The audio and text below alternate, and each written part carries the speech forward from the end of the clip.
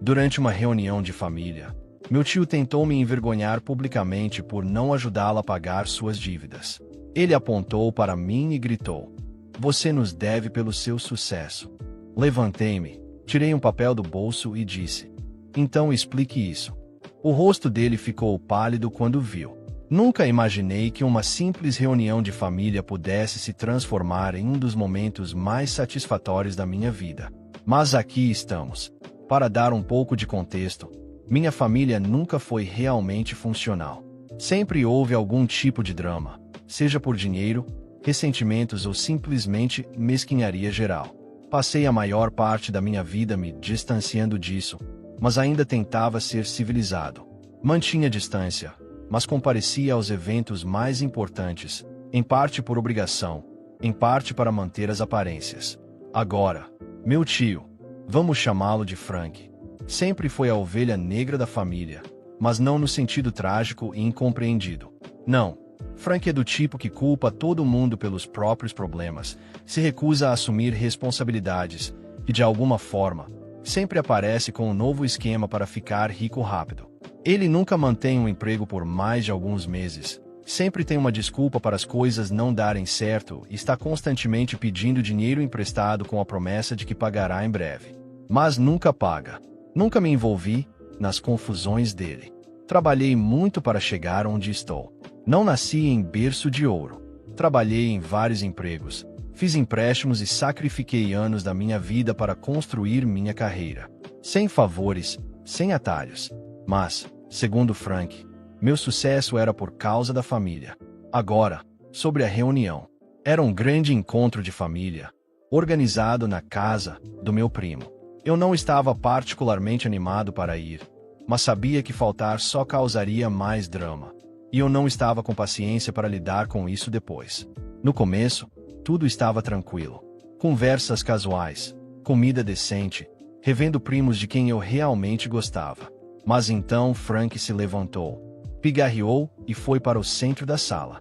No momento em que vi aquele sorriso convencido no rosto dele, soube que algo estava por vir. "Senhoras e senhores", ele começou, arrastando as palavras como se fosse algum tipo de apresentador. "Quero aproveitar este momento para falar sobre algo muito importante. Algo que afeta não apenas a mim, mas a todos nós." As pessoas começaram a prestar atenção nele. Peguei minha bebida e me preparei para o que estava por vir. "Vejam bem", ele continuou. "Família é sobre apoiar uns aos outros. É sobre estar presente nos momentos difíceis. E, no entanto, algumas pessoas aqui..." Ele fez uma pausa e virou diretamente para mim. "Parecem ter esquecido disso." O clima na sala mudou. Suspirei, já cansado do que quer que fosse aquilo. "Meu querido sobrinho aqui." Ele gesticulou dramaticamente para mim. "Se saiu muito bem na vida. Casa grande, carro de luxo, viagens, vivendo no topo. E isso é ótimo. Realmente, é." Seu tom não tinha nada de sincero. "Mas e as pessoas que ajudaram você a chegar lá? E a família que te apoiou, que te criou, que fez sacrifícios para que você tivesse as oportunidades que teve?" Fiquei apenas olhando para ele, sem expressão, enquanto ele continuava. "Passei por tempos difíceis", disse ele, balançando a cabeça, encenando o papel de vítima. "E tudo o que pedi foi um pouco de ajuda, um pouco de generosidade de alguém que tem mais do que o suficiente. Mas, em vez disso, fui ignorado, deixado para lutar sozinho enquanto meu próprio sangue vive no luxo." Murmúrios começaram a se espalhar pela sala. Algumas pessoas me olharam com curiosidade. Outras pareciam desconfortáveis, já sabendo exatamente onde aquilo ia dar. Minha mãe, sentada do outro lado da sala, já estava massageando as têmporas. Ela sabia melhor do que ninguém que Frank estava cheio de conversa fiada. "Mas família não deveria ser assim, não é?" continuou Frank, aumentando o tom de voz. "Família ajuda uns aos outros. Família não vira as costas quando alguém está se afogando. Então eu pergunto a todos vocês, é justo que meu próprio sobrinho se recuse a me ajudar enquanto está sentado em uma fortuna?" E ali estava, a grande acusação dramática.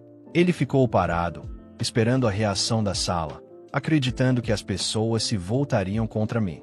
Talvez ele achasse que começariam a me pressionar, a me fazer sentir culpa até que eu entregasse dinheiro. Mas, em vez disso, a sala ficou em silêncio. Todos os olhos estavam sobre mim. Deixei o silêncio se arrastar por alguns momentos antes de me levantar lentamente. Eu não estava com raiva. Na verdade, eu estava me divertindo, porque Frank não fazia ideia de que eu estava preparado. Coloquei a mão no bolso, tirei um papel dobrado cuidadosamente e o segurei no alto. Isso é muito interessante, Frank, disse calmamente. Porque se eu te devo tanto assim, então talvez você possa explicar isso. Desdobrei o papel e o levantei para que todos vissem. O rosto de Frank ficou pálido no mesmo instante. Era um documento legal, especificamente um contrato, com a assinatura dele. E ele detalhava algo muito interessante. O rosto dele perdeu toda a cor no momento em que viu o papel na minha mão. Ele sabia exatamente o que era, mas eu não ia deixar que ele escapasse dessa. Levantei o documento ainda mais alto para que todos pudessem ver. Isto, falei, com a voz calma, mas firme, é um contrato de empréstimo assinado entre Frank e eu. A sala caiu em um silêncio sepulcral. Virei-me para a multidão, certificando-me de que tinha a atenção de todos. Vejam, esta não foi a primeira vez que Frank pediu dinheiro. Alguns anos atrás, quando ele estava desesperado, palavras dele, não minhas, eu emprestei uma quantia muito generosa, mas eu não sou burro. Fiz com que ele assinasse um contrato. Nada demais. Apenas um acordo simples dizendo que ele me pagaria de volta dentro de 2 anos. Parei por um momento, deixando as palavras penetrarem. Isso foi há 5 anos. As pessoas começaram a se mexer em seus assentos, sussurrando umas para as outras. Minha mãe suspirou e balançou a cabeça. Claramente, nada surpresa. Virei-me de volta para Frank, que agora estava suando. Você nunca me pagou de volta, disse. Minha voz agora, mais afiada. Nem um centavo. E nunca teve a intenção de pagar. Teve. Ele abriu a boca, mas nada saiu. Eu não tinha terminado. Você quer falar sobre família, Frank? Perguntei, dando um passo à frente. Você diz que família apoia uns aos outros, mas como você chama mentir, manipular, roubar? O rosto dele se contraiu. Não é bem assim, gaguejou. Eu ia te pagar de volta, mas o quê, Frank? Interrompi, mantendo o olhar fixo nele. Mas você achou que eu esqueceria, que nunca cobraria, ou que poderia me expor na frente de todos e sair como a vítima. A sala estava em silêncio absoluto. Algumas pessoas pareciam genuinamente chocadas, enquanto outras, como minha mãe, apenas pareciam cansadas. Frank tentou rir, um som fraco e nervoso. Vamos, não precisamos fazer isso aqui. Podemos conversar em particular, como família. Cruzei os braços. Agora você quer conversar em particular? Mas há 5 minutos, você estava gritando para todo mundo que eu era um ingrato e egoísta. Fiz uma pausa, observando ele se encolher. Sabe, Frank, você tem razão em uma coisa. Família deveria apoiar uns aos outros. Mas apoio não significa financiar e responsabilidade eterna. Ele abriu a boca para responder, mas eu ergui a mão. Não, já chega. Não vou mais brincar desse jogo. Você me deve dinheiro, Frank. E já que gosta tanto de fazer discursos públicos, acho justo dizer publicamente que, se não me pagar, tomarei medidas legais. Os olhos dele se arregalaram. Você não faria isso. Inclinei a cabeça. Você quer mesmo arriscar?